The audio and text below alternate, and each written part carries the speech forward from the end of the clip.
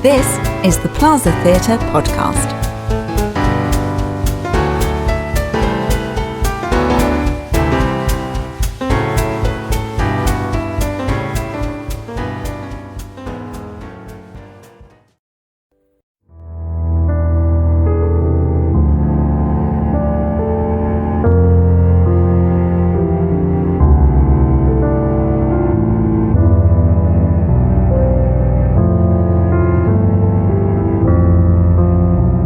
The Witch of Coös by Robert Frost, with Eileen Whitehead as mother and Peter Moore as son. Directed and edited by Georgette Ellison.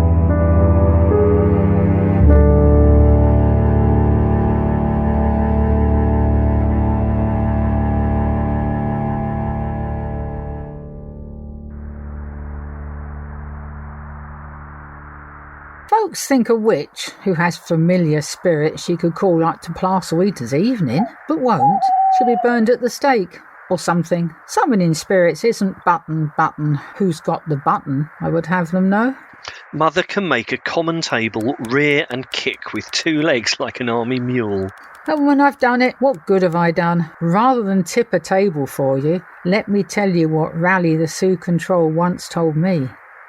He said the dead had souls. But when I asked him how could that be, I thought the dead were souls. He broke my trance. Don't that make you suspicious that there's something the dead are keeping back? Yes, there's something the dead are keeping back. You wouldn't want to tell him what we have up attic, Mother. Bones. A skeleton. But the headboard of Mother's bed is pushed against the attic door. The door is nailed. It's harmless. Mother hears it in the night, halting perplexed behind the barrier of door and headboard. Where it wants to get is back into the cellar where it came from. We'll never let them, will we, son? We'll never. It left the cellar 40 years ago and carried itself like a pile of dishes up one flight from the cellar to the kitchen, another from the kitchen to the bedroom, another from the bedroom to the attic, right past Father and Mother, and neither stopped it.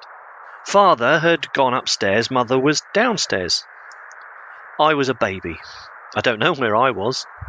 The only fault my husband found with me, I went to sleep before I went to bed.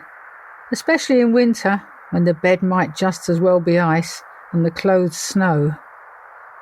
The night the bones came up the cellar stairs, Toffel had gone to bed alone and left me, but left an open door to cool the room off so as to sort of turn me out of it.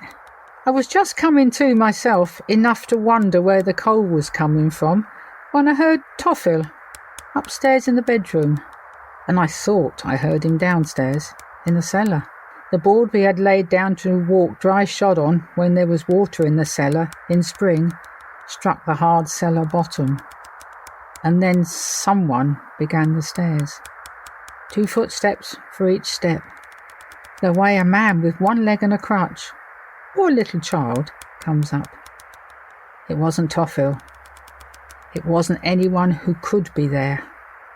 The bulkhead double doors were double locked and swollen tight and buried under snow.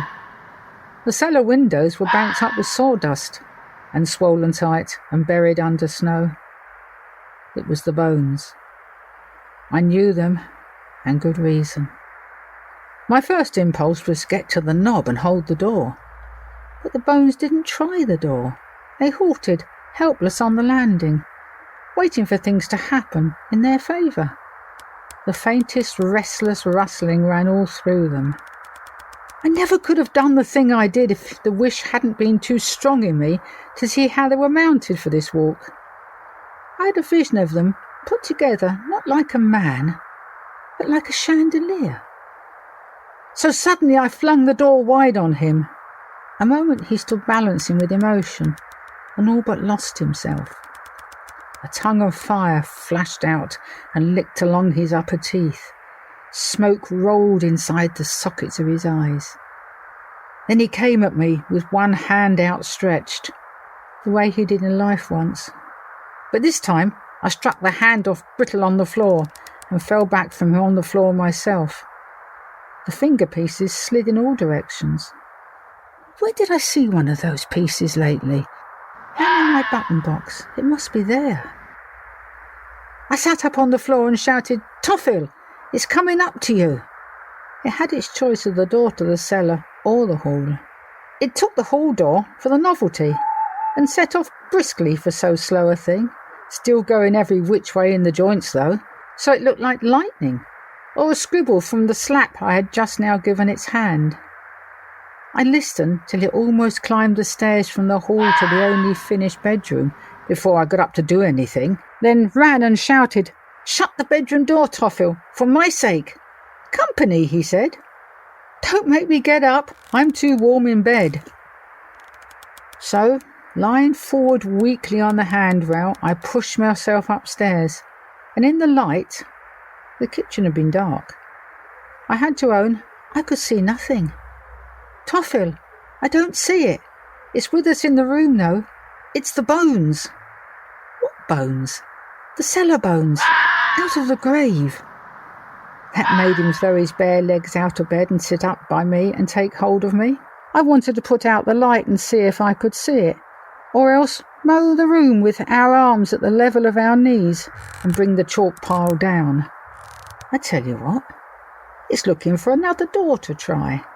The uncommonly deep snow has made him think of his old song, the wild colonial boy who always used to sing along the tote road. He's after an open door to get outdoors. Let's trap him with an open door up attic. Toffil agreed to that, and sure enough, almost the moment he was given an opening, the steps began to climb the attic stairs. I heard them. Toffil didn't seem to hear them. "Quick!" I slammed the door and held the knob. "Toffil, get nails!" I made him nail the door shut and push the headboard of the bed against it. Then we asked, was there anything up attic that we'd ever want again? The attic was less used to us than the cellar. If the bones liked the attic, let them have it. Let them stay in the attic.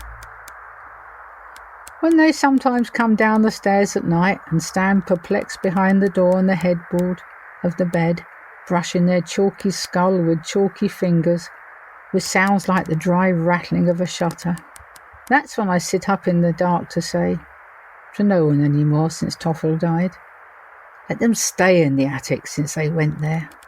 I promised Toffil to be cruel to them for helping them be cruel once to him. We think they had a grave down in the cellar. We know they had a grave down in the cellar. We never could find out whose bones they were.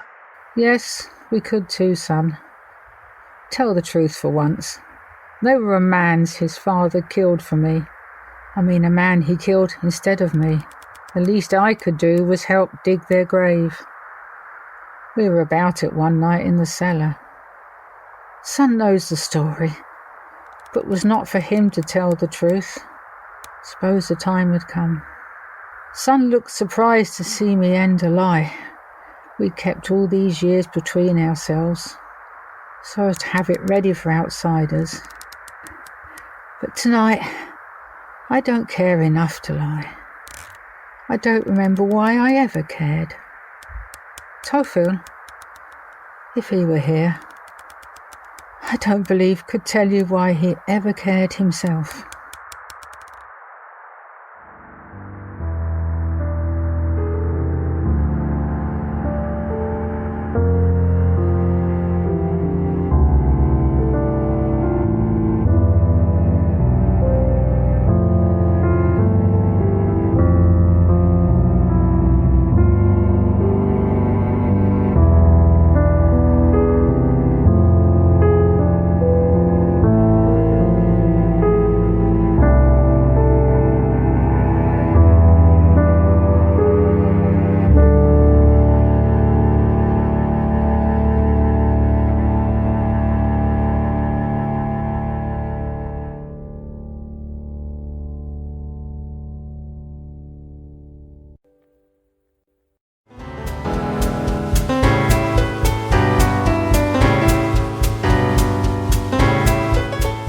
Thank you for listening to the Plaza Theatre podcast. Although the theatre is closed, keeping the building maintained still costs money. If you've enjoyed our podcast today, please consider making a donation to keep theatre alive in Romsey. Visit plazatheatre.com for more details.